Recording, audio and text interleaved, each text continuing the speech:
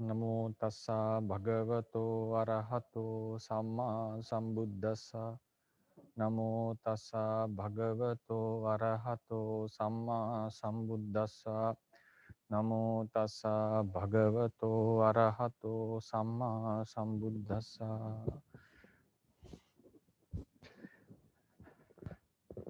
Good morning, everyone. Today will be a continuation of the previous lecture, and I was quite late to finish the handout, so I just sent it a few minutes ago. So really appreciate if Dr. Ann could, someone could share the handout in the Zoom link, Zoom chat box, so everyone can download it and use it with the lecture. So I sent it to the Viber and WhatsApp groups only.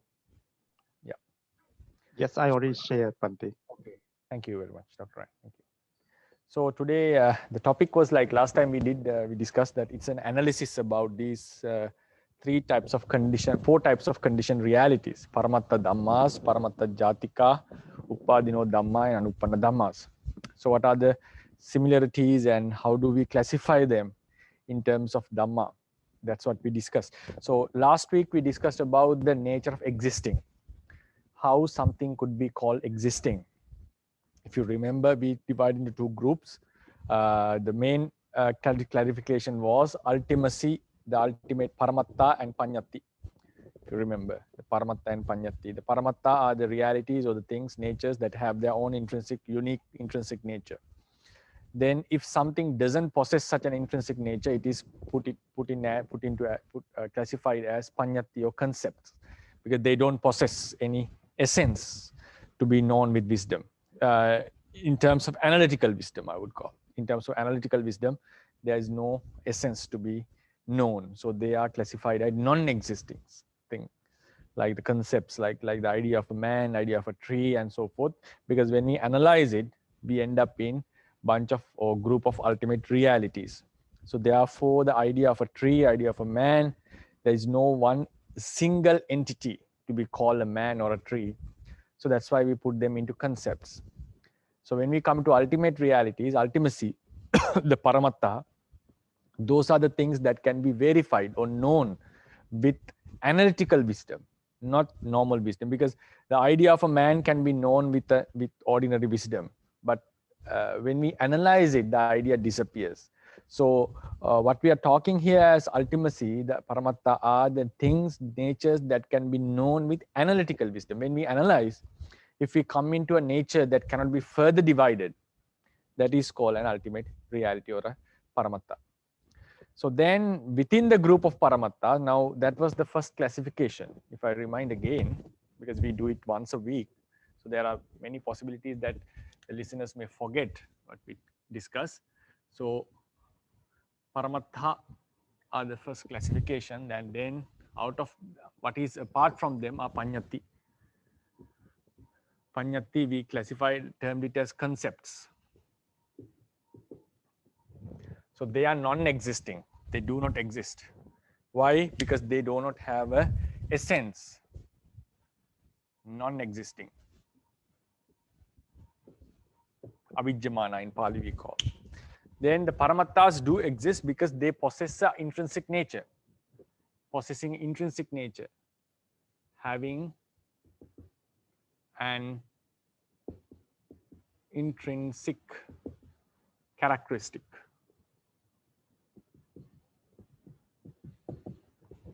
So in terms of this, they are existing. Paramattas are existing. But the concepts, in terms of this classification, not in other classifications, they do not exist. Non-existing. Right? Non-existing. So we don't need to, regarding the panyatis, we don't need to worry about the other stages, because from the very beginning, they are considered not existing anymore. So then the paramattas were divided into two groups, conditioned and unconditioned. The Pali terms we used, Sankata, Paramatta,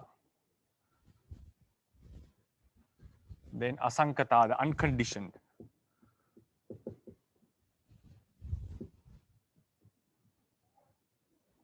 Paramatta. So the existence of asankata paramattas we shall discuss in the next lecture, the next week. How do we understand this, the existing nature of asankata paramattas? We just focused on sankata, the conditioned realities. So there are 4 groups of the conditioned realities, if you remember. Paramatta Dhamma,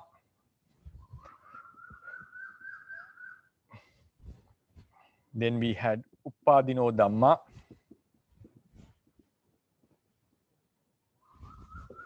then Paramatta Jatika,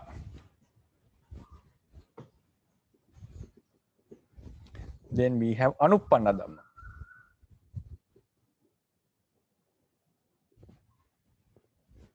Right? Anuppanna Dhamma. So these are the 4. Then we mentioned that, we discussed that Paramatta Dhammas, in terms of Paramatta Dhammas, the realities, some realities have arisen and passed away already. Some have arisen but not passed away yet. Some have not arisen. So nothing to talk about their passing away, vanishing. So in this regard, Paramatta Dhammas are the realities that are concerned or defined based on arising. Based on arising. So these are the realities that are based on arising. So when a reality which has an intrinsic characteristic, having an intrinsic characteristic is the basic criteria to be considered into the group of Paramatta. If it doesn't have it, goes out of the group. Now, when we talk about these, when we talk about these realities, we always have to keep in mind that having an intrinsic nature is a must. So that is the very basic idea of a Paramatta. To be called something a Paramatta, it should have its own intrinsic nature. It means it can be verified or known with analytical, at the end of the analytical wisdom, it can be known. It doesn't become just a concept when we analyze it. It means it cannot be further divided into components. It is not constituted with two, 3 things, like a table. The idea of table disappears when we divide into its components, the constitutions, the parts of the wood parts. So likewise, having an intrinsic nature is the basic reason to be called something a Paramatta. Then with that, when the reality, these Paramattas are discussed in terms of arising. If something has arisen and passed away, something has arisen but not passed away yet, and something has not arisen yet, that is the discussion. Then in that regard, we call them Paramatta Dhammas. Paramatta Dhammas are always related to the arising. So in this classification, I'm not considering Nibbana as a Paramatta Dhamma, because when we study Abhidhamma, we call there are 4 Paramatta Dhammas. For our easiness in teaching here, we take Nibbana as a Asankata Paramatta, something apart from the entire Sankata group, conditioned group. So that's why we should not get confused on this. So in these lectures, I'm talking Paramatta Dhammas as conditioned realities that are connected with arising. So then in this group, so having an intrinsic nature is a must. Within this group, out of the natures which have an intrinsic nature, the realities which have arisen and not passed away yet are considered existing here. So these realities are considered non-existing. If a reality has not arisen yet, or if a reality has arisen and passed away, these are not existing. Only this is existing. Right? So then, if we ask, did these realities have an intrinsic nature? Yes, they did. Will these realities have an intrinsic nature? Yes, they will. So therefore, they are still in the group of Paramattas. Then when we come to the Uppadino Dhammas, if we remind again, Uppadino Dhammas are the resultants that are going to happen because their karma has gained the opportunity to yield results. When the karma has gained the opportunity, the resultant consciousness, mental factors, and the material stuff are considered existing even prior to their arising. Even before they are arising, they are considered existing. It's one way of considering. So as long as the kamma has gained the opportunity, when the kamma has gained the opportunity, but it has not arisen yet. So these realities are considered existing. These realities are considered existing. They are considered existing. But if somehow this kamma is put down, what happens? They come into non-existence. If it is put down by overcoming with another kamma or attaining maggapala, so these realities come into non-existence. Then paramatta jatikas remains within the mind stream. Paramatta jatika, PG, I will call. Then if, as long as they remain, they are considered existing, uneradicated.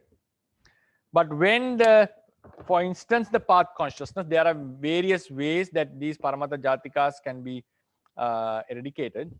So when the path consciousness arises, these paramatta jatikas come into non-existence, right? So until the path consciousness has not arisen, they are considered existing because they are possible to arise. So as long as the kamma is not put down, not overcome, or eradicated or suppressed, the realities that are going to happen are considered existing. Then with regard to the anupanna dhammas, so as long as the causes, kamma and avidya and tanha, when they remain within the mind stream, even at this moment, there are a lot of anupanna dhammas, that there are a lot of realities that are going to happen, not has arisen, which are going to, we are bound with this suffering, we call, with these realities.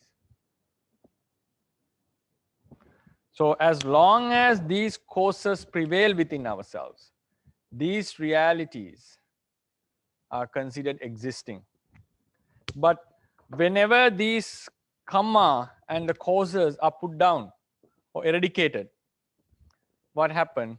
These realities, some, not all, some of these realities come into non-existence. Not all, some of them come into non-existence. So this is how we classify the existing, within red color, the existing nature and the non-existing nature things, according to, based on the different categories of Sankata Paramattas. Right? It was something little quite deep, but it's quite important to understand the Theravada teachings profoundly. So now this was the last lecture. Now today we are going to discuss more about their classification. Today will be more and more technical than the last week. Anyway, we have to go through this lecture before we jump into this Asankata Paramattas. So that's why I decided to talk on these matters. If you go into the handout 168, 1.68. So now, so this is these are the things. Now I shall erase this and go into our normal ordinary chart. We shall go into our ordinary chart of analyzing the existence, the diagram we used to draw, explaining the samsara and the nirvana.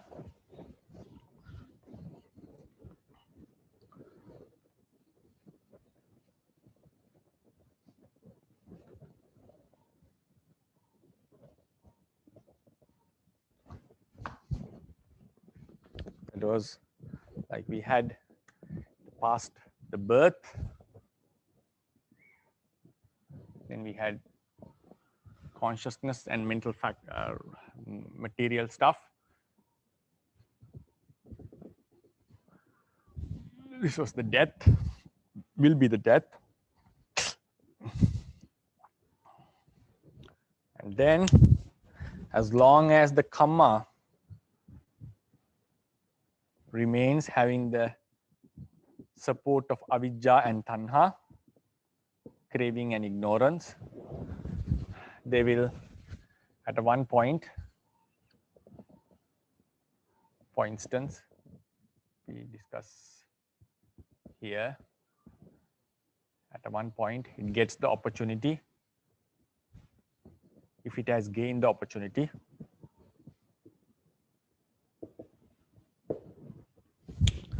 now there are some unarisen realities which are going to happen, and these realities had already happened in the past life. There was Kamma and Avijja in the past life.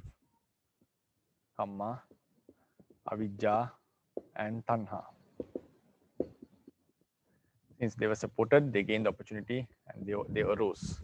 Now, in what is going to happen in the next life is not has not yet been decided. I mean, it's about to happen. It's about to happen, but not yet.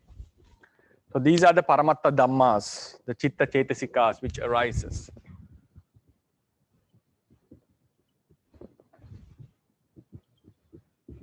Paramatta Dhammas. So these are the past ones up to here. Now, because last time I said that the diagram is going to change today a bit. Right? So up to here, which the reality is the Paramatta Dhammas which has arisen and passed away already. The Paramatta Dhammas which have arisen and passed away already are called past, Atita, if you remember. The past, present, and the future.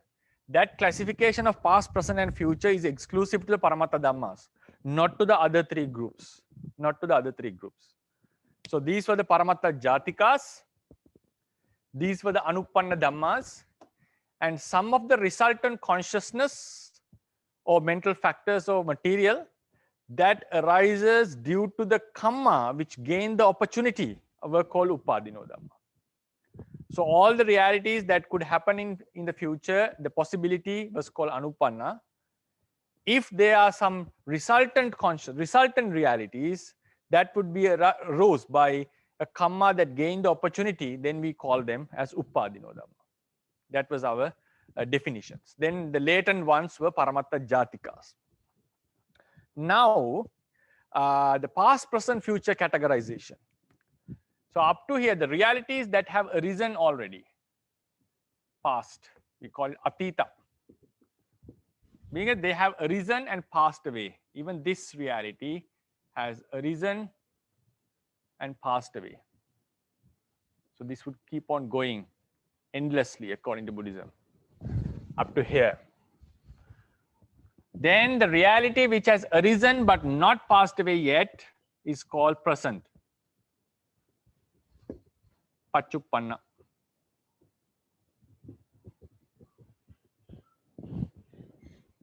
Then where do we put the Anagata realities? What has not arisen yet? When we were drawing the diagram, we used to say these were Upadino, these were the Anupannas, and they were the Paramatta Jatikas. That was our explanation because we want to have a clear clarification. But now I'm going to change these realities that would occur in future. Because how do we define the future? Past is the reality that has arisen and passed away. Present is arisen but not passed away yet. Future which has not arisen yet. So these realities that would arise in future should be designated as future realities, Anagata, till we attain the final liberation. Whatever reality that would arise are called Anagata. Right? So this is Pachuppanna, exclusive to this reality only, or mental and material realities that are still present at the moment. So what is going to happen is called future realities. So then where does these now, according to this diagram, the entire samsara, the basic structure, the mainstream is divided into three groups: past, present, and future. So where does the remaining three, Upadino, Paramatta Jatika, and Anupanna would fit according to this diagram? Now it's getting a little bit complicated. But anyway, we'll try to understand it as much as possible. Now we'll first go to the Paramatta Jatika, the latent potencies. The latent potencies. It's very clear. The latent potencies of Avijja, Tanha, Kamma, latent potencies are called Paramatta Jatikas. So these are Paramatta Jatikas.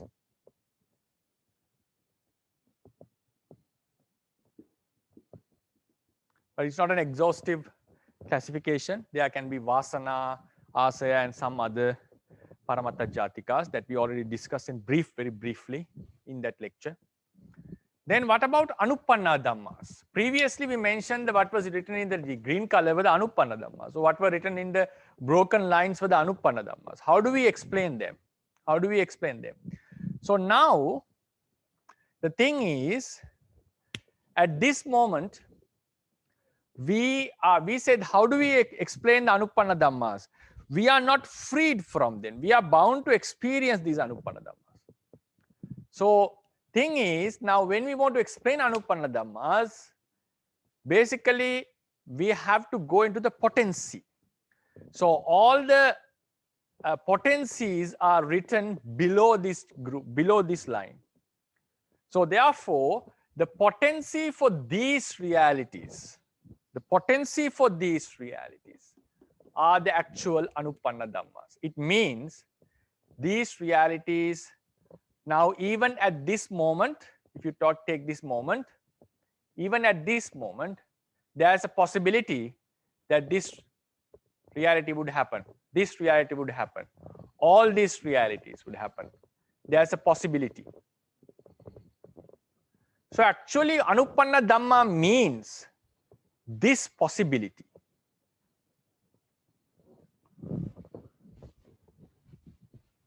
Or potency.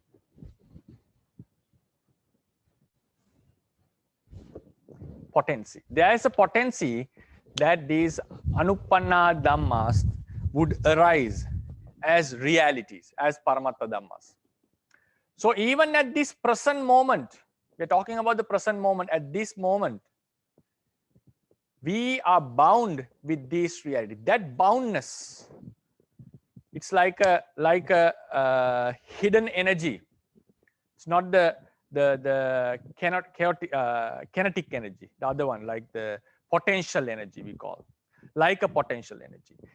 We are bound with this. So actually the real naming of Anupanna Dhammas are not the future realities. We are talking about the potency. So therefore in the chart, actually the real place for the Anupanna Dhammas are here, because we are bound with the potency. That's why the Anupanna Dhammas were unable to designate it as future realities. Because future realities means, now what is the definition of a future reality? Now a Anupanna potency would arise as a future reality. When it arises as a future reality, it becomes a Paramatta Dhamma. So even at this moment, if we consider this reality, this potency would arise as a future reality. At that moment, considering that arising moment, considering that existing moment, from here we call this a future reality, but not the potency. Potency should not be classified, should not be designated as past, present, or future. Because the past, present, or future is basically about the arising stuff. Things that are related to the arising, related to the persisting, related to the vanishing, and also can be known together with some other realities. Because our Paramatta Dhammas do not arise alone, if you remember the previous lectures. They always arise in clusters. So whenever we call about a future reality, we have to consider about it existing within a cluster. So always the past, present, or future, they have to arise they have to be with clusters. So now when we think about Lobha would arise together with mind and some other mental stuff, mentalities. So when we consider that moment of Lobha arising in future, that moment, that Paramatta Dhamma, because all these we know that Paramatta Jatika, Anupanna Dhamma, and also Upadino Dhamma, we mentioned many times, whenever they arise as a reality, they are called a Paramatta Dhamma. These potencies, when they come into the surface means when they arise as separate realities, in clusters, we call them Paramatta Dhammas. So consider that moment. Considering that arising moment, the momentary existing moment, even before the arising, when we consider about this moment, we should call them anagata realities, the future realities. But the potency, when they remain as a potency, when we focus on the potential level, we call them anupanna dhammas, or we call them the other three names, upadino and paramatta jatikas. So that is the difference. So therefore, if we really use the word naming, the anupanna dhammas should be mentioned here as a potency.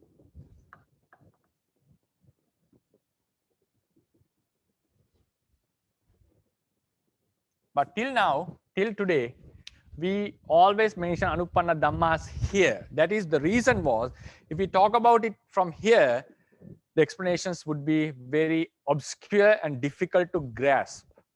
So that's why now today we change the diagram and we give the real position of the future realities to them, and then the potencies are brought under this line, under this line. Now we think about the few upadino dhamma. Upadino, if you remember, upadino dhamma are the resultant realities that are going to happen because the karma has gained the opportunity. So normally we drew, these are upadino dhammas. But when we consider about their arising moment, even at this moment, they are future realities. That is why in Dhammasangani, upadino dhammas were put in future group. But actually now when we consider about the potency, what we have to think is at this moment, even at this moment, because the karma has gained the opportunity. If I draw it more clearly, so these are the potencies of anupanna dhammas. Anupanna, right? So this is the karma. Karma had gained the opportunity. It's going to arise as a future reality. So this previously we called these upadino dhamma. The actual name of upadino dhamma as a potency would fall here.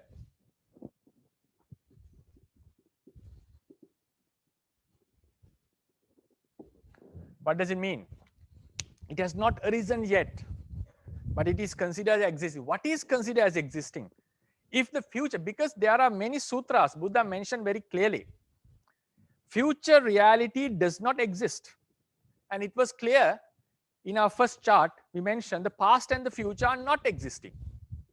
But at the same time, we define the anupanna dhammas, non-arisen realities are existing. Upadino dhammas, the resultant that are possible to arise are existing. Paramatta jatikas are existing. We classified them as existing realities. At the same time, we said the future is not existing. So when we look into this, yes, the future is not existing at the moment. But the potency, we cannot say, we cannot deny the fact that we have such a potency. That is why these potencies were named existing, because we have to consider at this moment, even at this moment, now when the karma has gained the opportunity, we are bound to this suffering. As long as the causes prevail, we have a potency of experiencing the future suffering. So considering these moments, we call them existing realities. That's why we can classify them. Other than that, it's very clear the future is not existing at the moment. Now, I hope that the explanation was clear. When we talk about the future realities, we are talking about the moment they will arise as separate in separate clusters, as separate entities, as ultimate realities. That is the future reality. We have to consider about this moment, not the potency. So the basic idea of this lecture is to show that, to differentiate the realities and the potencies. Potencies should not be designated. Potencies should not be designated either as present, past, or future, because they are just potencies. They have not arisen yet. What has arisen and passed away is past. What has arisen but not vanished yet is present. Something which has not arisen is future. That is regarding this line, the Paramatta Dhammas. Then the potencies should not be designated. So why they are, we don't discuss them. At a level of potency, we don't discuss them in terms of arising.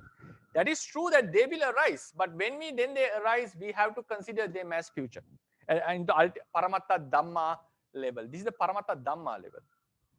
We have to consider them in the Paramatta Dhamma level. So that was the that is the first main point that I would like to discuss. It's mentioned in 1.68. When three realities, Upadino Dhamma, Paramatta Jatika, and Anupanna Dhammas, remain as a potency to arise in future, they should not be designated either as past, nor as present, or as present or future. For instance, the commentary states that it is not suitable to call the defilements that are eradicated by the noble paths. Now, when the noble path arises, these defilements would be eradicated. It is not suitable to consider these eradicated defilements either as present, past, or future. It's not suitable to consider them as present, past, or future. Why? They have not come into arising. If we call that these defilements are eradicated, the past defilements are eradicated, the effort is useless. The future defilements are eradicated, they have not arisen, because future is the reality that would arise at this moment. We are considering this moment. If we say the present realities have arisen, at the moment of path consciousness, the path consciousness is freed from defilement. It's not mixed with defilements. So if we say the present defilements are eradicated, then there will be a contradiction that the path consciousness is together with the defilement. So what is being eradicated is the potency. This potency should not be considered as past, present, and future, because past, present, and future is exclusively to this line, to these Paramatta Dhammas. To consider something as present or Pachuppanna, it has to come into the arising. It has to go on beyond the stage of arising. It has come into the stage of arising. So then, now this is the where it becomes a little bit complicated. Now, so this is the exact explanation. Now here it's a potency, and then these two, the Paramatta Jatikas, do manifest extra attributes than just the potency. They do manifest extra attributes because they do exist. These are, as long as these conditions remain, we are bound with this suffering. So this potency depends on them. As long as the causes remain, the karma, if this was put down, this would arise. So therefore, we have a potency. As long as if the causes are there, we are bound with this suffering. The potency is there. Whenever they are removed, these potencies would be gone. So these potencies greatly depend on the Paramatta Jatikas. But we do call them as a potency because they also arise as defilements and all this. We do call them as potency, but their potential nature is little bit different. To eradicate them, we have to bring forth maggas or attain paranibbana or some other means. Then they will be eradicated. So therefore, even though we classify them as potencies, these we can call the secondary potencies. These are very basic potencies. And at the same time, they are found in one way or another within ourselves. Defilements are there. It's subtle than the defilement that arises in the mind stream. It's a subtle stage. Based on these subtle natures, we are bound with potency. So we can, even though we call them a potency because they are possible to arise, this is a very basic type of a potency. These potencies greatly means completely depend on these potencies. That's also something we need to clarify. Now, all these three basic or secondary potencies have the possibility of arising. They arise. Whenever they arise as ultimate realities. Whenever they arise as ultimate realities. Now think about this potency. The Anupanna Dhammas, the last group, the Anupanna Dhammas, they would arise as separate reality, this potency. So because they are arising in future, these potencies arising in future, therefore sometimes within the literature, we call them anagata realities. We do call them future realities. But actually, they are not the real future. Real future means we have to consider about the moment of their arising. So as a potency, though they arise in future, because they are arising in future, they have somewhat similar characteristic of future reality. So we call them in Pali anagata samanya, not anagata. That is similar to future. Similar to future. We call them anagata samanya. Similar to future. Same thing can be used with this potency, anagata samanya. And moreover, even the basic potency, because it arises, defilements arises in future as separate entities, can also be called anagata samanya. So all these three potencies are called anagata samanya, not anagata exactly, similar to future. Similar to future. In some places in the literature, that is something that we have to consider. In some places, it has been used. The word anagata has been used in some places for these potencies. Whenever ladies have to suggest that in such occasions, when we deeply go into the literature, when we analyze, find the information that are used in the commentaries and also in the text, we have to consider these anagata. This word anagata is not about the real future. It refers to the similarity. So even though in some places you may encounter that the word anagata has been used, it's clearly been used to these potencies, but that is in the meaning of similarity, not exact future. Not exact future. The real word should be used is anagata samanya. That's the best word. But the word anagata has been used, but we have to understand it as in the Theravada context, this is not the real future, because the real future, we are talking about the reality, not about the potency. So if the potency is addressed with the anagata term, we have to understand it as anagatang vyati anagata, similar to anagata. In a Pali context, is a samasa, kamadare samasa, upamana pubapada. Right? So that is the first, the second information that I would like to offer. Right? Now we should differentiate the potencies with the Paramatta Dhammas, and how do we term the potencies? Anagata Samanya. Then the basic potency that is found there, right, has some other characteristics as well. It's not only because when we see this basic potency, we know that they exist within our mind stream as forces. At the same time, they have been eradicated by the path consciousness and also suppressed by the defilement at this moment. Therefore, these potencies possess also characteristics similar to the present realities. Similar to present realities. I think last time in one discussion, Dr. Ryan asked this question, why they are not present? Yes, they do have present qualities. They greatly correspond to the present realities because they are found at this moment. But the difficulty, the barrier to call them present realities is because they have not come into the state of arising together in a cluster, So therefore, but still these potency, not these two potencies, these two potencies were not given that maybe it is possible to term them. I don't want to go into that depth to have a discussion on this because I am unable to give an exact answer. But just in this level, this manifests more attributes, similar attributes to present reality. So therefore, these potencies, in addition to be called the Anagata Samanya, are also called Pachuppanna Samanya.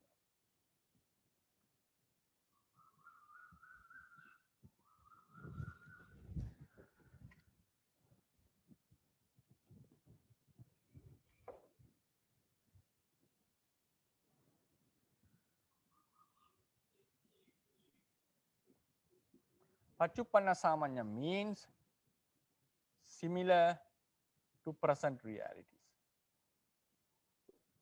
Not exactly present. Not exactly present. Not exactly present. Sometimes the word uppanna, pachuppanna can be used, can be found within the literature. Especially the word uppanna is greatly found. in the literature. Uppanna is which is arising, right? So in that context, the word uppanna, even though it's used to these potencies, we call it possible to arise, not the exact arising, right? So there are some terms have been used in this regard. I'll just erase it because it can lead to confusion. So now these realities are similar to present, not exact present. Why they are not exactly present? Because they have not come into the state of arising. They are just a potency. They are something sleeping, something hidden, right? So that's why what we mentioned in the paragraph 169, Paramatta Jatikas do not fit to be termed as Pachuppanna as they have not arisen. However, they do manifest correspondingly similar features to those of present realities. They associate the mind stream. Why? They associate the mind stream greatly and greatly influence it. Moreover, what is temporarily suppressed and permanently eradicated by wholesome mentalities are the defilements that are existing in the mind stream at those particular moments. When a certain wholesome deed eradicates, it eradicates what exists there, what is existing. Otherwise, the eradication is useless. So that's why what has been eradicated or what has been suppressed are the realities that exist. So they do possess the present attribute. Therefore, Paramatta Jatikas are coined as Paschuppanna Samanya, realities similar to present, but not the present, exact present. They are similar to present. So now we discuss about two new terms, Anagata Samanya and Pachuppanna Samanya. Then, excuse me.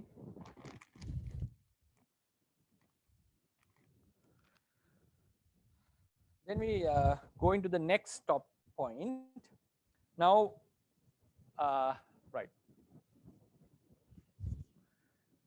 Now we are going to revise what we have discussed so far. So the potencies that remain within us, whenever they arise in future, even they can arise in future, right? That's also, I think it's better to write, right? They may also arise in future as separate entities, especially this craving and so forth, and come also as a resultant, right? So we have to discuss them separately, each topic, but collectively we call them, right? So now, whenever they arise as realities, whenever these potencies arise as realities, we call them Paramatta Dhammas. We call them Paramatta Dhammas. And we call them Paramatta Dhammas.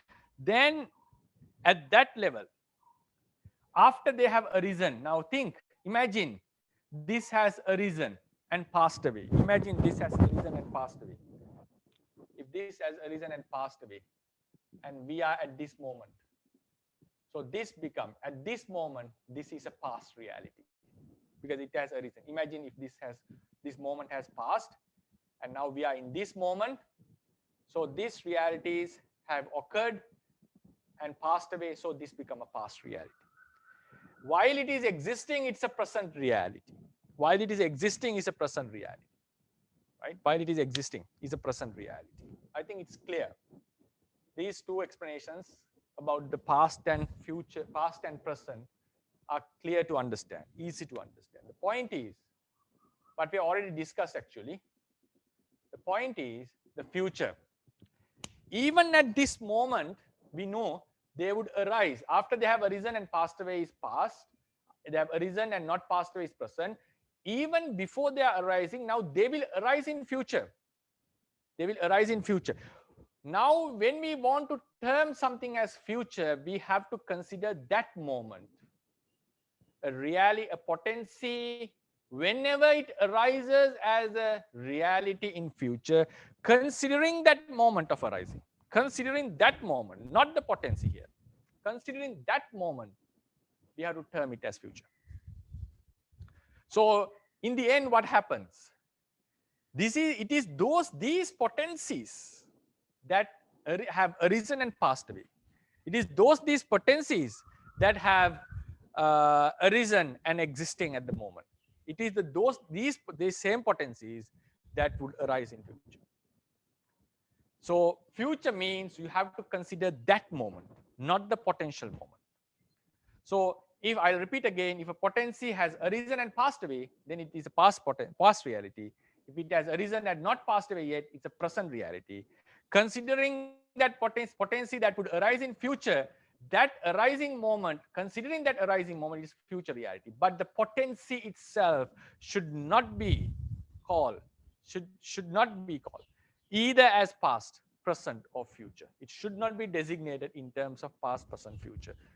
The past, present, future is related to the Paramatta Dhamma level.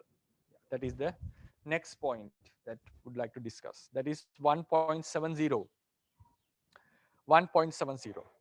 All these three types of realities, Upadino Dhamma, Paramatta Jatika, and Anupanna Dhammas, whenever they arise together with some other realities, it means in clusters, are considered as Paramatta Dhammas. They are Paramatta Dhammas. When they have arisen as realities that possess unique intrinsic natures, that is the basic criteria for Paramatta, and have vanished, they are called past. Before the arising of these three types of realities, intrinsic nature and when they have arisen as realities, possess intrinsic natures and exist together at the moment of existing with some other realities, they are called present. After they have passed away, they are called vanished, they have called past. Before the arising of these three types of realities, considering the moment of their future arising, as a Paramatta Dhamma, those realities that arise in future as Paramatta Dhamma can be termed as Anagata. This moment is Anagata. Then it highlighted the most important fact is that when these three types of realities remain as a potency to arise, that potency should not be classified either as past, present, or future. This potency should not be classified as past, present, or future. Now, then a counter question would surely arise. If these potencies, now do these potencies exist according to the teachings? Yes, we have lots of evidence to consider. That Buddha has considered these potencies as existing in one way or another. It's a fact according to literature. So then a question comes, if these existing potencies are not classified as past, present, or future, if they are not discussed in terms of arising and passing away, how do we term them? Because we already discussed the classification of conditioned and the unconditioned. According to the Lakkana Sutta, Sankata Lakkana Sutta, Buddha mentioned what are the three characteristics of conditioned realities. It has an arising, it has a vanishing, and during the persisting stage, an alternative is seen. A change is seen. It has jati, jara, marana, arises, decays, and passes away. So this is the basic characteristics of conditioned realities. And here we are talking, we do not distinguish them in terms of arising. And then if it is a conditioned reality, and if it has arising, passing away, and decaying, after it has passed away, it's called atita, past. While during its arising, persisting, vanishing periods, it's called present. Before its arising, it's called future. So in the past, present, future, time-based classification is also depending on the nature of arising, persisting, and passing away. So now we are talking that these realities cannot be classified either as past, present, future, and they are not defined in terms of arising. Do they fall into the unconditioned group? Because the conditioned group have these characteristics. That is, they have arising, persisting, and passing away, and also they can be classified as past, present, future. So now, if we are not classifying them as past, present, future, or designating them based on the arising, persisting, and vanishing, how are we going to classify them? Are they conditioned or unconditioned? Because if you remember the basic chart,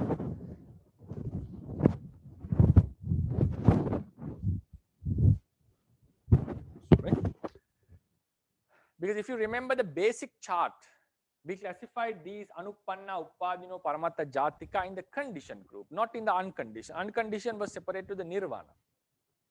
So how do we understand this point? Are they unconditioned? The Paramatta Dipani, the book has addressed this on this point.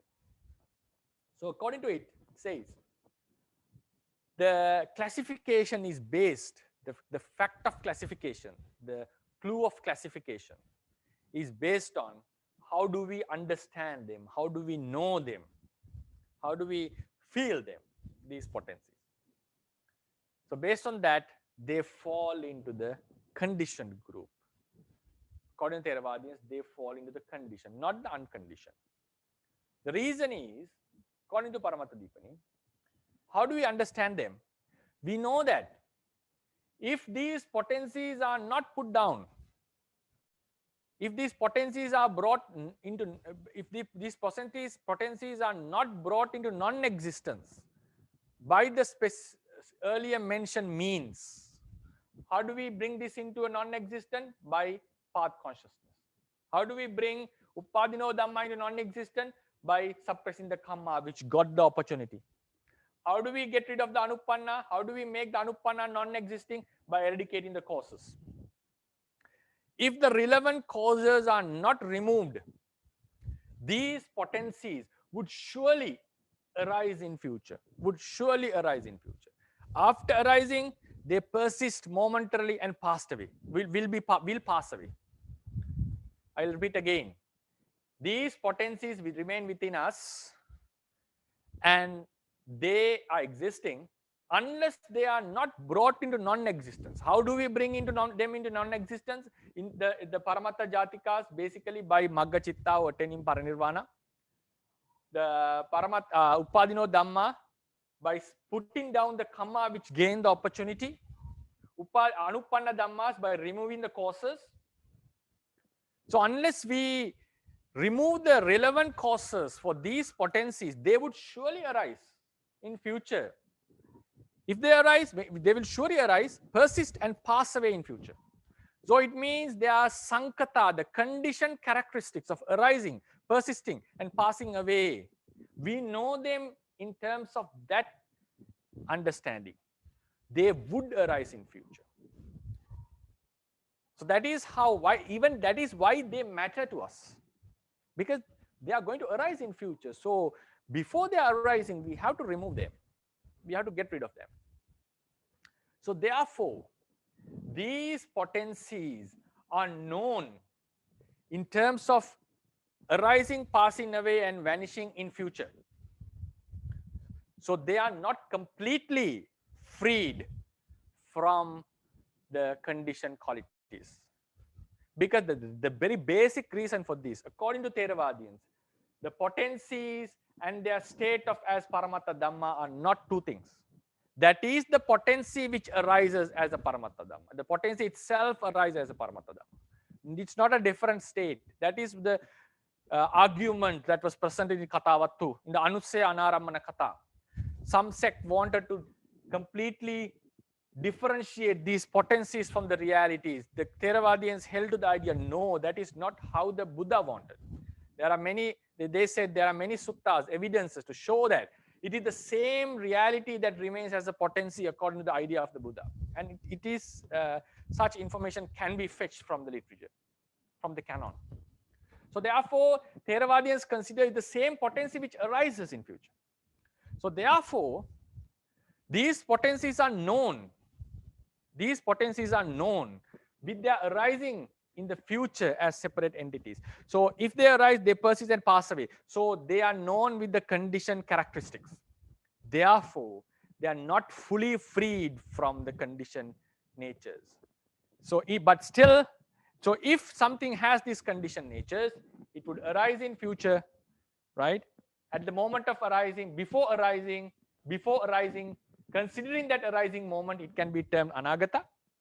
After it has arisen, it's called pachuppana. After it passed away, it's called atita. So therefore, they have the timely attribute even. So what happens is, now these potencies we cannot call, but still we cannot call them Sankata. Sankata means which have arising, persisting, and passing away. They are not possessing these characteristics at this moment.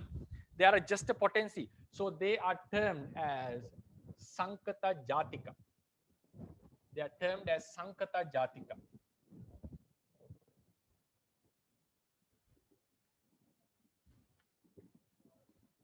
Sankata Jatika means belonging to the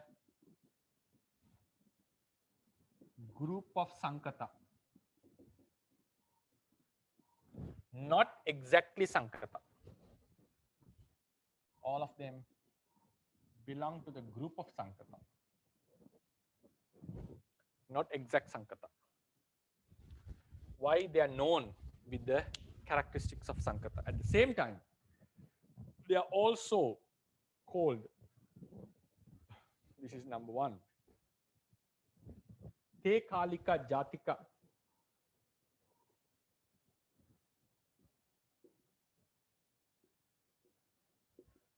Te Kalika Jatika means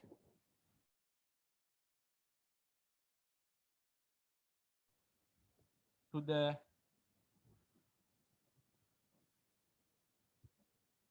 group of realities related to time. They are not time freed.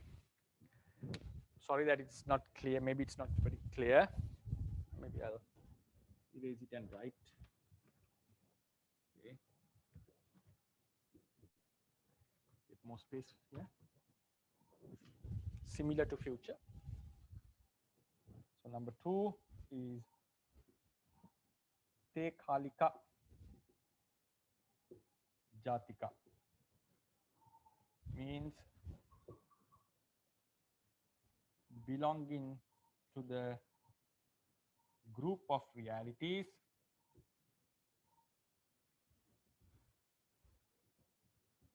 related to time. So what does this mean? Even though these potencies are not termed as past, present, future, even they don't have the characteristics of conditioned realities, but still they fall into the group of Sankata. They still fall into the group of time related realities, because Nirvana is the only thing that is unconditioned. It has no such any relationship with conditioned natures. Nirvana is completely time freed. It should not be designated past, present, future. Even though these potencies are not classified as past, present, future, but still they will arise in future and they will come into such stages. So that is how they are known. That is how we understand them. That is how they have been expressed.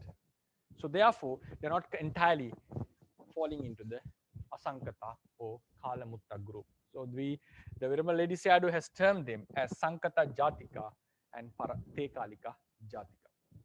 So that is the one before the last point that I want to discuss. The 1.71.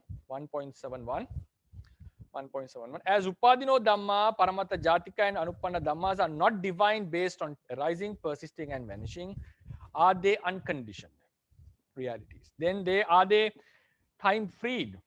According to Theravadins, our answer is no.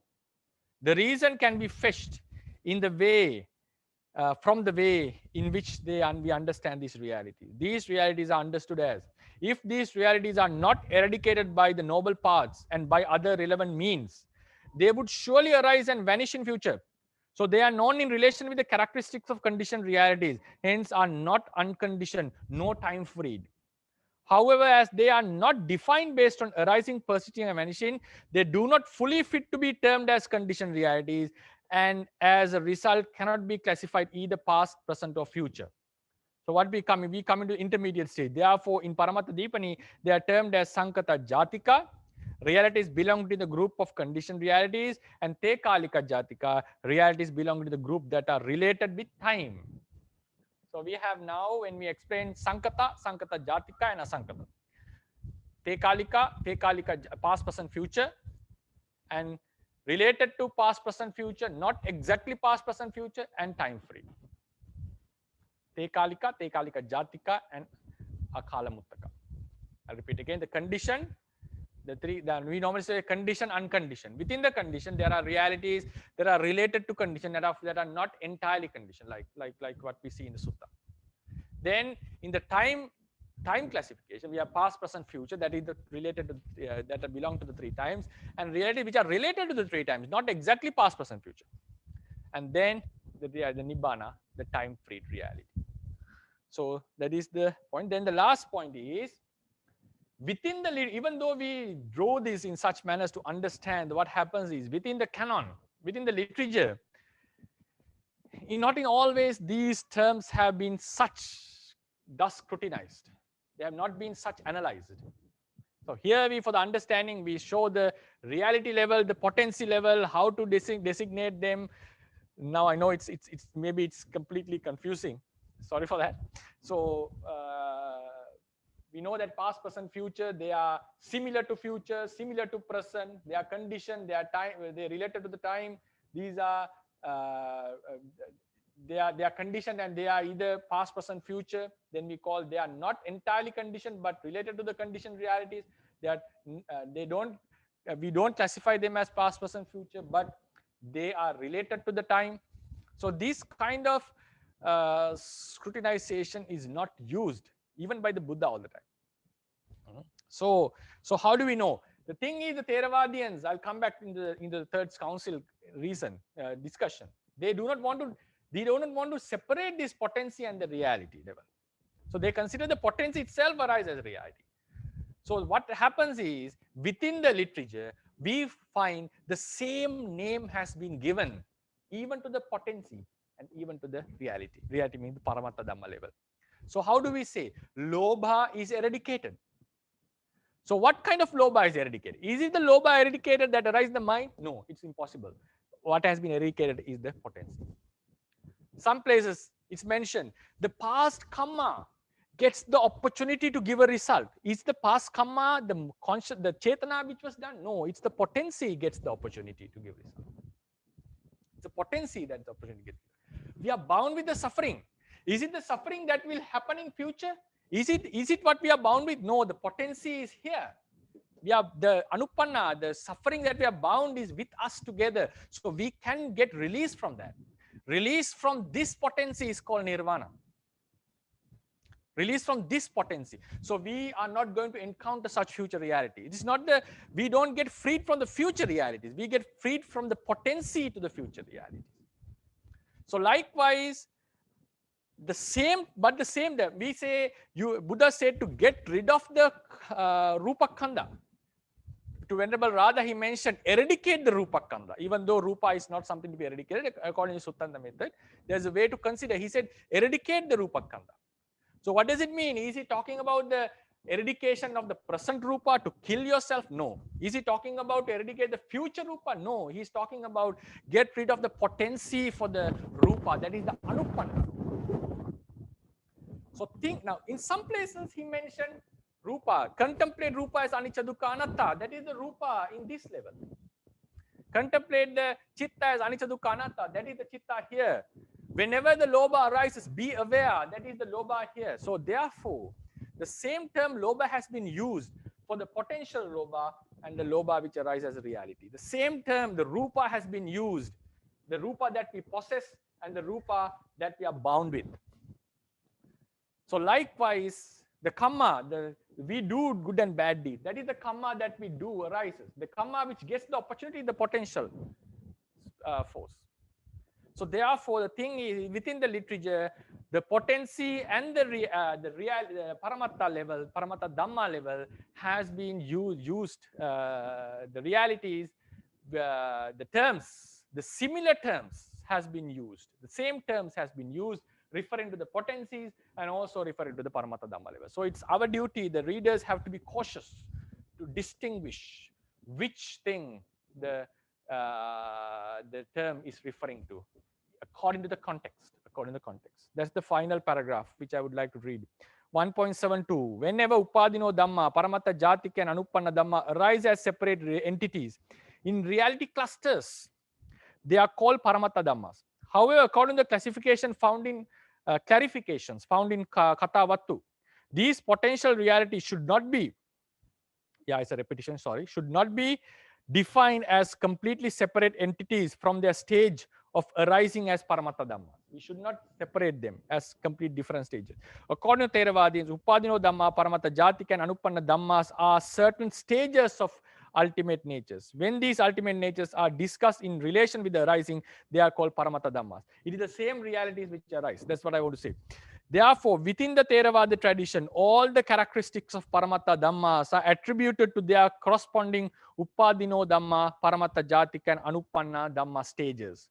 Therefore, when encountering with reality, with a reality, whatever, if, either in we have to put it with a reality, either in Suttanta, Abhidhamma, or in commentaries, one need to be attentive to consider whether the information found refers to the stages of Paramatta Dhamma, Upadino Dhamma, Paramatta Jatika, or Anupanna Dhamma.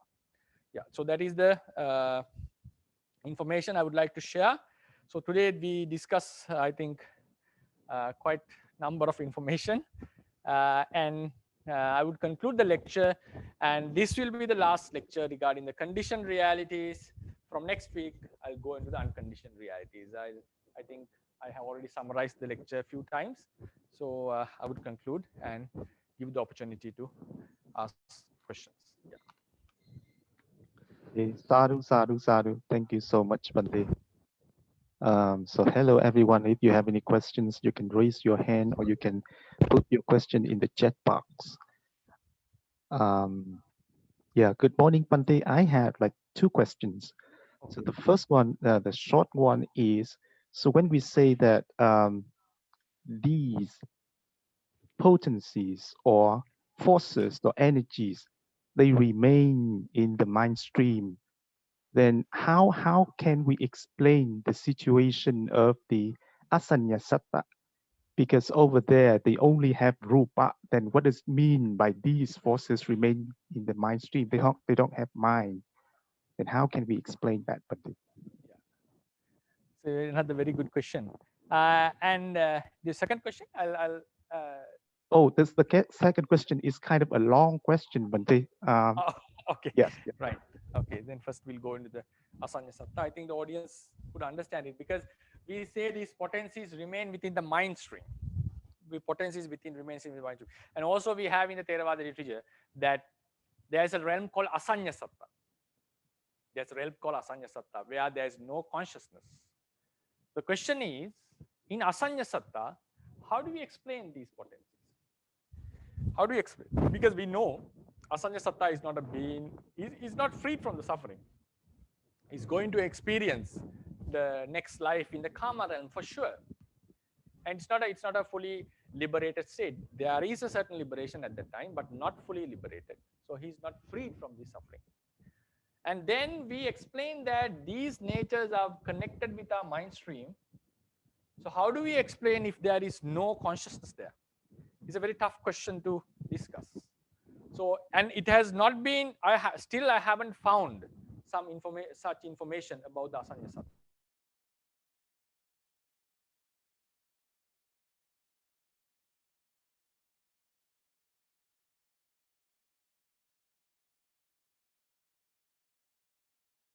Found some literal evidences for this. Yes.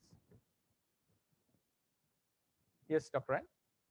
Yes, sorry. I just I think the connection is some kind of a problem, but it's okay now, Bante. Please keep going, Bante. Okay. Okay, right. So what I mentioned was that this is a very tough question, and there's not much. So far I haven't found any information about how to get a literary answer. There's answers from the books for this directly, but we find, like, I can give an answer that I personally feel that is how to explain. I have also discussed with my friends about this question because this was raised in the Sinhalese fundamental class also. So this, but the first thing is, are they related to consciousness? Yes, that is mentioned in the text. And is it logical? Yes, we find that they affect the mind. They are really affecting the mind stream. We can call they are related to the entire thing. We can say that they are related to the entire nama rupa, but greatly they are related to the consciousness, right? They are related to consciousness.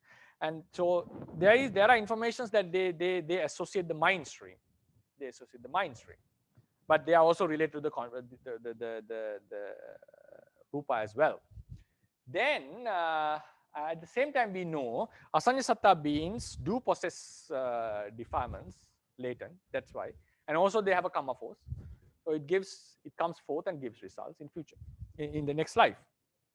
But we also say that they do not have a mind stream. So the one explanation is that we can say we normally say they are associated in the mind stream, but at the same time, for example, with related to the kilesas, we say we normally say they are associated with the mind stream. So now, if someone is now born in a asanya satta, for instance, now this is the life that he had before, and he's passed away. Now during the asanya satta, there is no consciousness, and then the consciousness arises again. So there is a gap here. So how do we explain if the consciousness is not present in the asanya satta? Where does these potencies remain? Do they remain in the past life, or do they suddenly pop up in the future life? That's another question that we are asking. So thing comes with the answer comes, my personal answer, the way of answering, it comes from the Anantarapatya. Anantarapatya. Anantarapatya means the previous consciousness supports the following consciousness. According to the Lady Sayadaw, what he's mentioning is every consciousness has a certain kind of consciousness is an act of knowing an object, cognizing an object. So when this act of knowing or cognizing passes away, this act of cognition has a certain speed, a momentum, kind of a momentum. So what happens when the consciousness completely passes away? This momentum does not fully cease. It does not fully cease. That momentum completely ceases after arousing another consciousness, a similar type of an action. The momentum was related to one action, immaterial action. Now, normally momentum is related with physical stuff according to science, but we are going to use that term. So the immaterial consciousness arose and passed away. The momentum related to that, even the consciousness passed away, causes another similar action. That is an action of cognizing an object, knowing an object. A similar action means another consciousness. It ceases after arousing another consciousness. So what the Reddy Sayadaw is mentioning, that what happens in the asanya satta level? Are you telling that, do you tell that this momentum, what is going to happen? This consciousness supporting this consciousness with the same momentum? Because it has 500 eons have expired. And also anagamis do remain. That's another question. Anagamis, when they enter into Nirodha Samapatti, what happens to their anusayas, their karma? That's also another question, similar type of a question. So this momentum of this consciousness, according to Lady Sayadaw, the momentum of this consciousness would not cease till the net consciousness arises, according to Patana.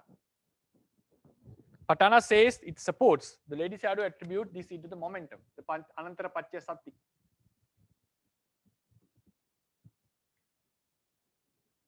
The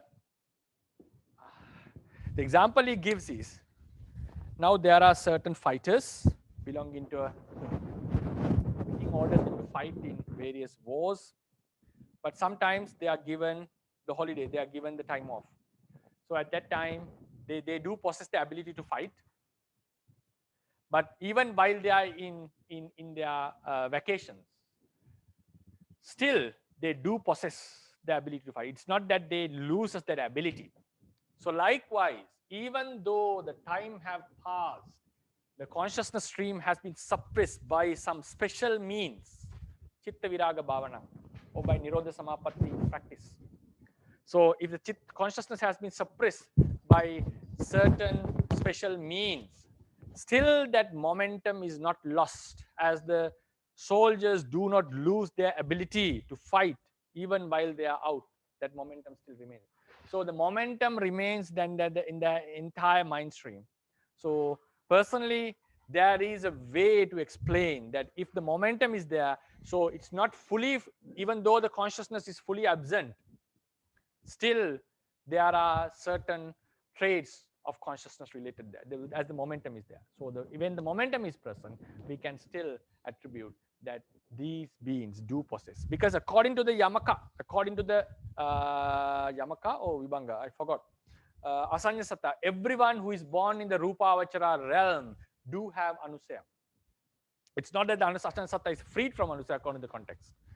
So how do we attribute the Anusaya? The only possibility is for this momentum of the previous chitta, the Chuti chitta of the previous life, which supports the following Patisandhi consciousness of the next life. That's how I would explain my personal opinion. Okay, thank you. Thank you so much, Bante. Sadhu, sadhu, sadhu. So, and then the next question is kind of a long question. So please give me like a few minutes to explain it. So but I think this one is important, and because it's related to this lecture, and then also the last time, because if we recall, the last time we talked a little bit about the individuality. So so here the main focus is about the Paramattha Jatika. So there are many things in there, but my focus here is only about three things: avijja, tanha, and kamasati, right? And then so it looks to me that even though they are in the same category, but they are a little bit different, because avijja and tanha, I would call them objective forces, and kamasati, I would call them subjective forces, because karma sati is not, it's not there. We can say it's not there by itself, because it has to be, we can say, in existence because of the karma. So we did something and then we leave something else, and that one is called the karma sati. But avijja and tanha, they are there by themselves. So we can say that they are objective, and then so the karma sati is something subjective, right? So and then but I would call them the mental energies, because usually when we say energy, in science or especially in physics, when we say energy, it is equivalent to mass, which is materiality. So here we should call them mental energies, right? And then so about the individuality. So it looks like let's say these three things for each individuals are different from the other individual. It looks that way, but I have this thought. Can I say that the avijja and tanha are something part of the nature, and the kamma sati is something that belongs to that individuality, and the paramattha dhammas, they are in existence because of the interaction between these three forces? Then can we say that at the moment, let us say the arahata phala, arahata magga, then we usually say that that magga eradicates these forces.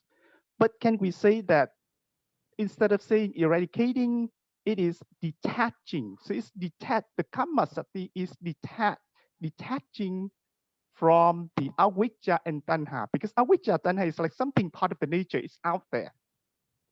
And the kamma sati is something subjective. So because they are interacted, so that's why that all kinds of paramattha dhammas are springing out from those things.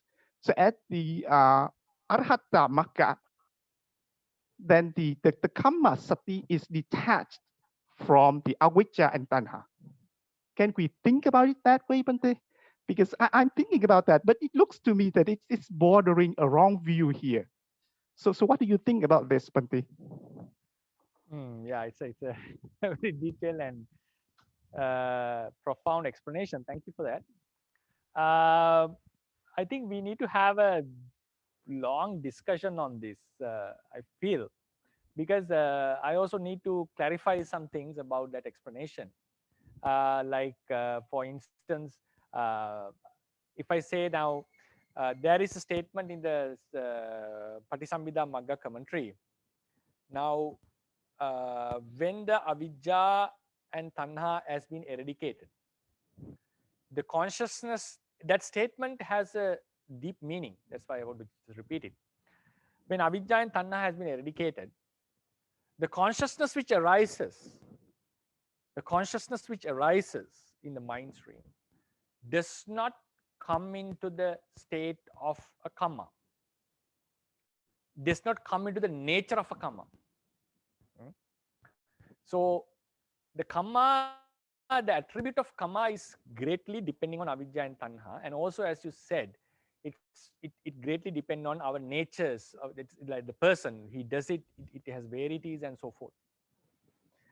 And then when we look into the avijja and tanha, Buddha mentioned that they had no beginning in the samsara, that there was no time that avijja and tanha was not existing anymore.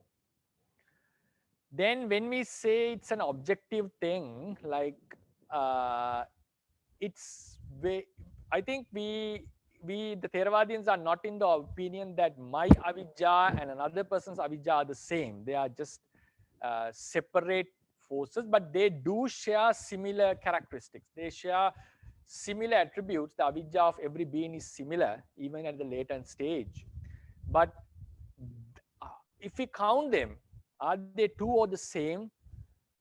I would say they are two. There are two things. There are two potencies, but not.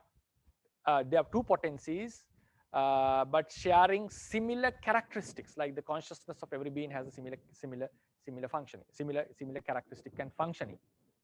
So in that sense, when the avijja arises, because I have my own avijja, I have my own tanha, which have been existing without any beginning.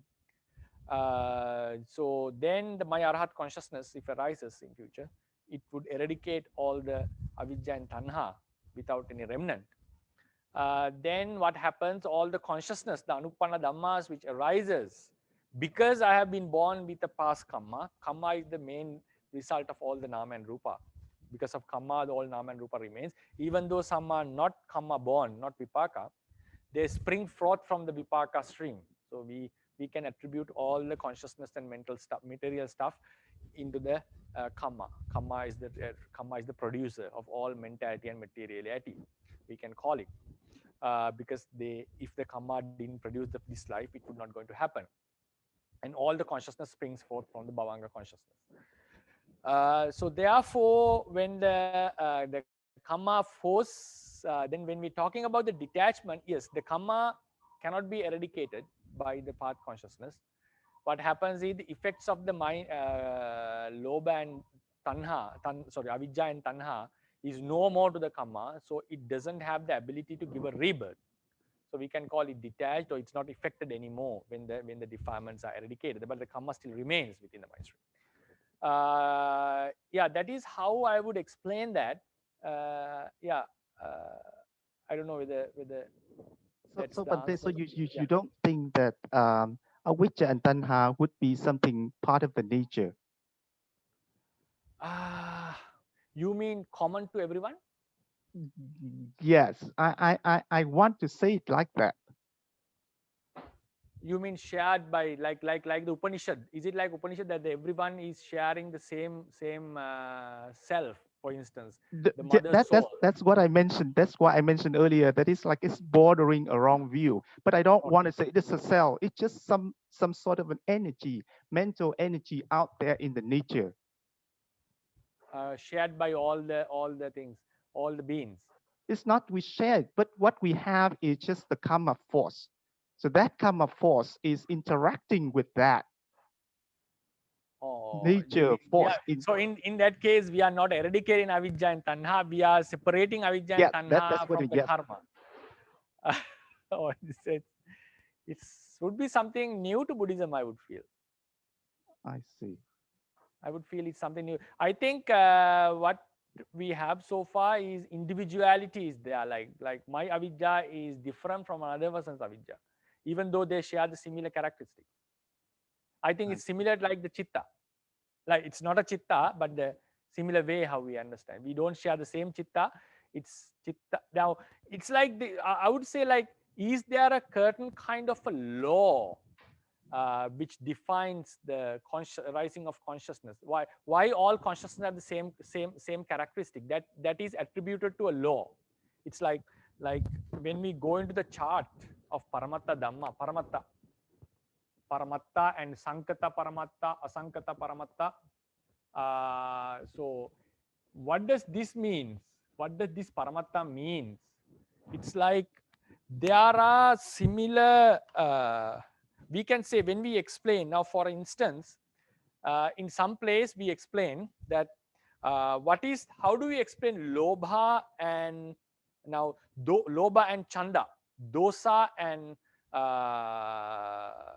Adosa and Aloba and Adosa. Even whenever Lady Sayadaw attributes them to the very basic quality, like there is something called Akkanti, non-tolerance. When non-tolerance is mixed with ignorance, it becomes dosa. When non-tolerance is connected with saddha, it becomes aloba. So likewise, we can go in the tree more up, more further.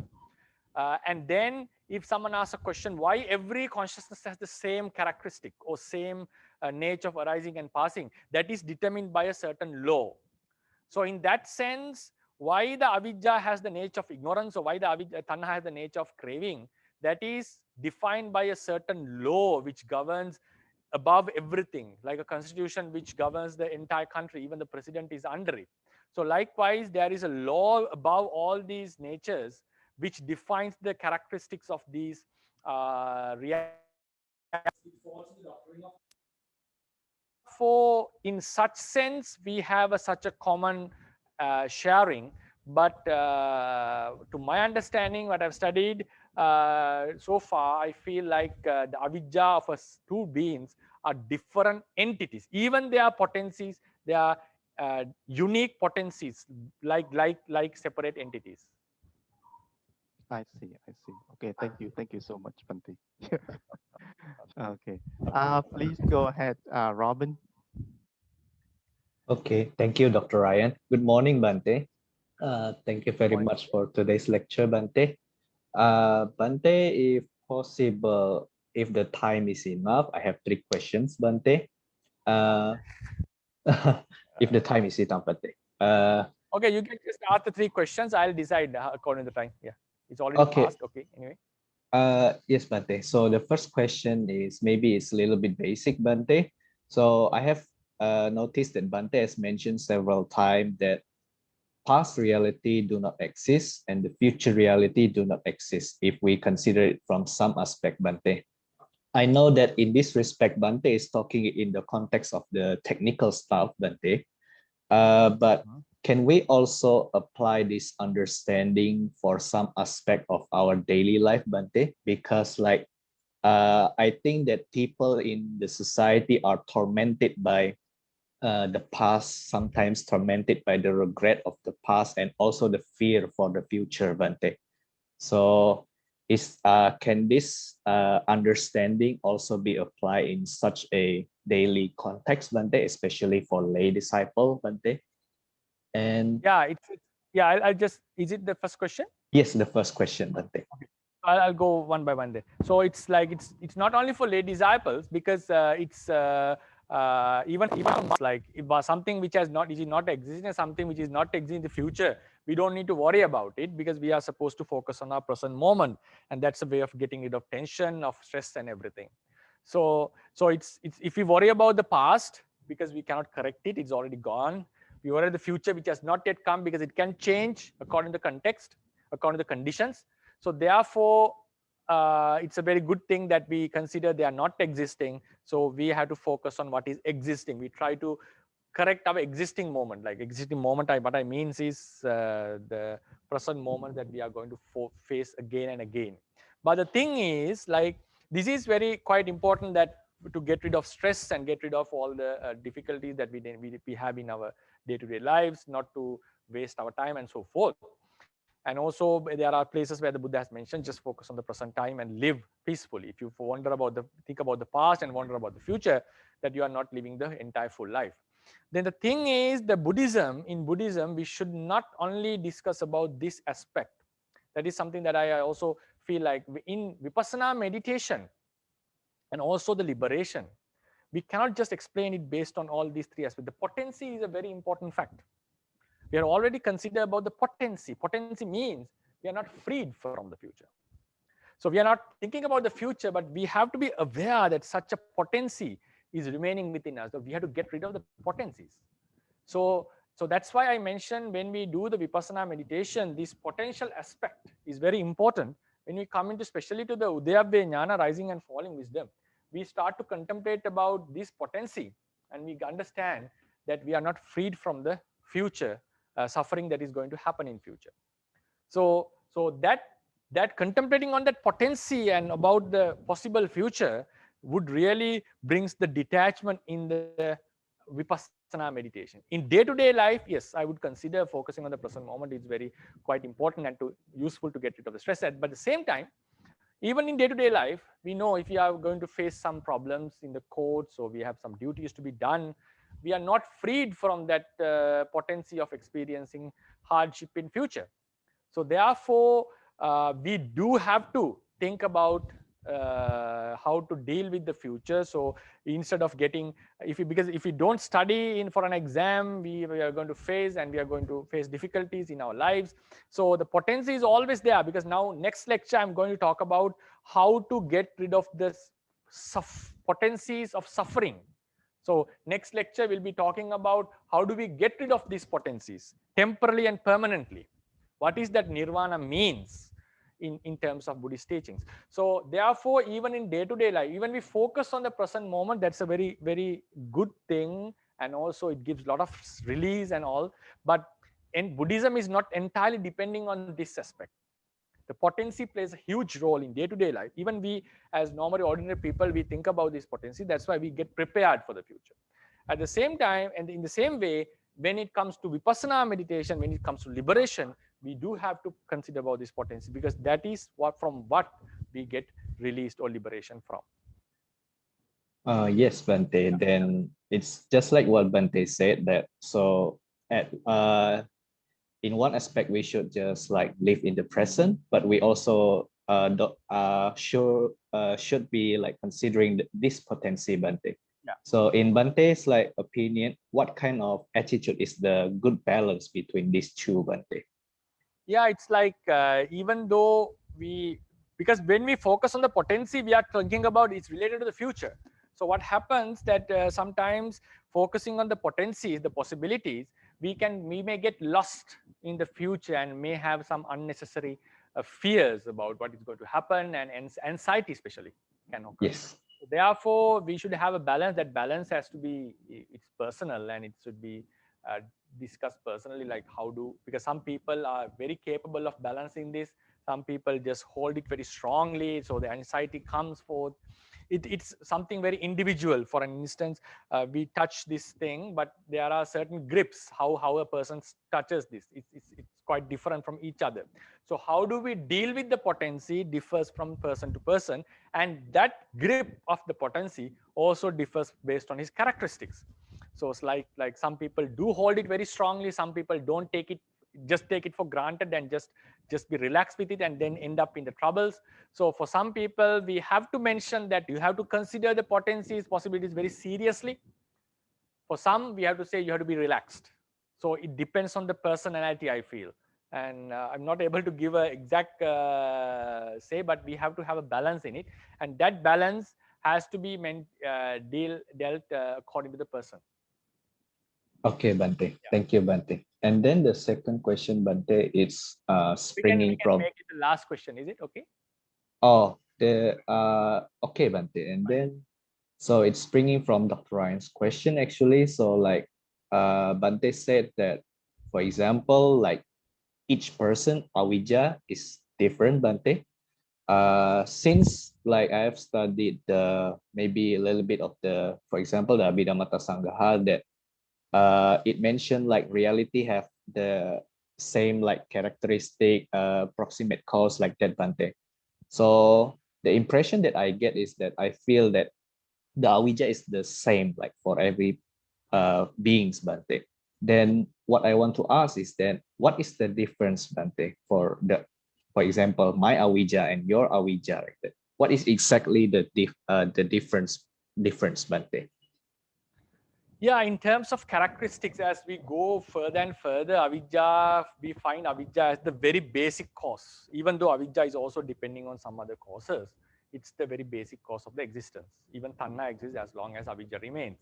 So then how do we define it is like, I feel like that is by itself is like, it has been separated, not by someone like an invisible god or someone. It has been like attributed, like myself has a avidya that is different means as an entity it is different. For instance, now when we come to the consciousness level, the consciousness, the path consciousness of every being could eradicate defilements.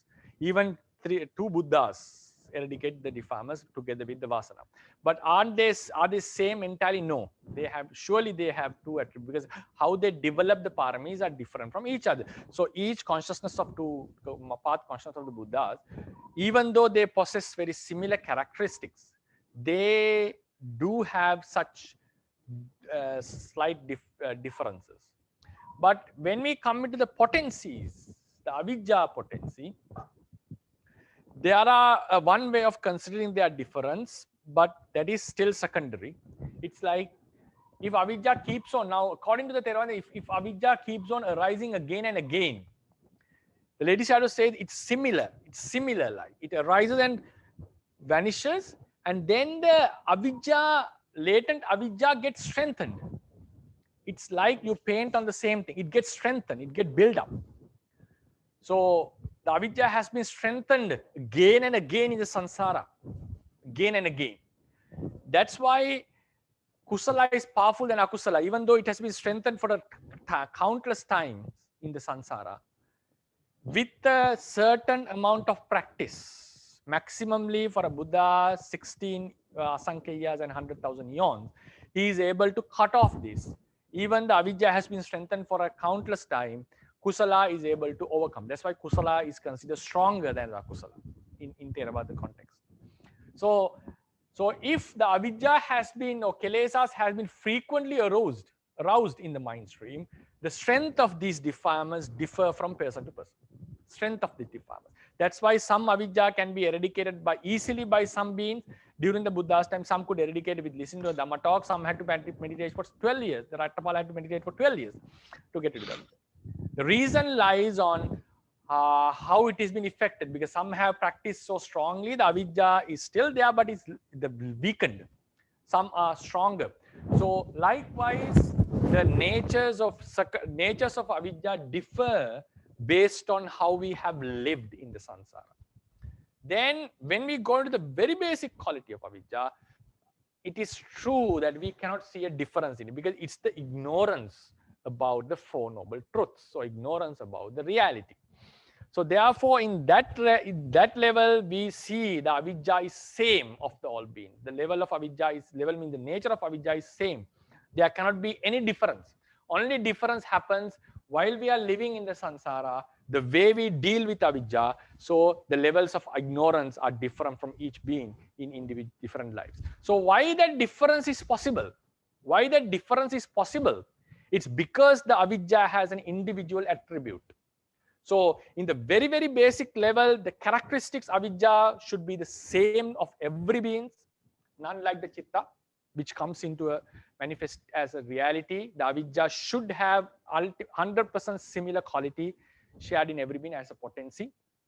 But we see that they have some different levels within individual beings. Why that possible? Different levels of differences are found because avidya is found in beings individually. It has an individual characteristic that this avidya belongs to this being and this avidya belongs to that being. So we can say avidya of this person is higher, avidya of this person is lower. So we can find some information that considering based on the avijja, nature of the avijja, nature of the panya, opposite natures, we define this person as a person who is capable, like for example, bodhisattva and pacceka bodhisattvas are considered as strong trees with strong roots that who can understand the dependent origination by themselves. So their level of ignorance is quite lower. But other beings are like the grass which just falls back and forth based on the wind. So therefore, based on just following teachers, they would follow even the savakas could follow the teachers, wrong teachers, and they just greatly depend on other conditions. The Pacceka Bodhisattvas and Mahabodhisattvas, some Mahabodhisattvas would depend on themselves. So that's why they can understand by themselves, the reality by themselves. So likewise, we have classifications of beings even based on the nature of avijja.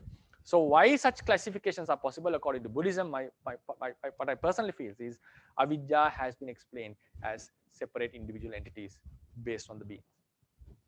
Okay, Bhante. So can we say it like the realities have the main nature and then the secondary nature, Bhante? Yes, that is a very important point. Now, for example, when we come into this level of the classification, the top level of Paramatta, we can say it's a basic level. But can we find such a basic level of Paramatta common in everywhere? I would say no. That is determined by a law. That is determined by law. But when we study, we feel we do feel such an abstract. Is there an abstract avijja everywhere that is shared by the entire world? I would attribute it to a law. There is such a law that has defined that all the avijja which is found in every being share the same characteristic. It's not that the avijja gets the quality from some abstract ignorance in the world. It's that the law that defines that that is how it has happened, that the avijja shared by all the beings have a very basic quality. Okay, Bhante. If someone asks what is that definition, what is that law, what does it depends on? I don't think Buddhism is capable of explaining that. Explaining means the causes of that law. That law has no causes.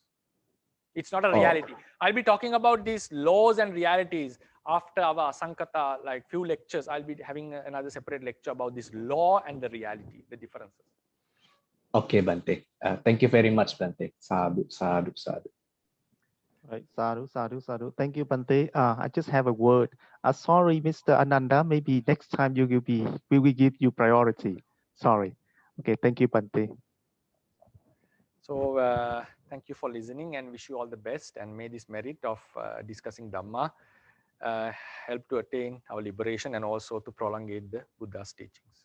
Buddha sasanang chirantitthatu. Buddha sasanang chirantitthatu. Buddha sasanang chirantitthatu. Sadhu, sadhu, sadhu. Sadhu, sadhu, sadhu. Thank you very much, Bhante.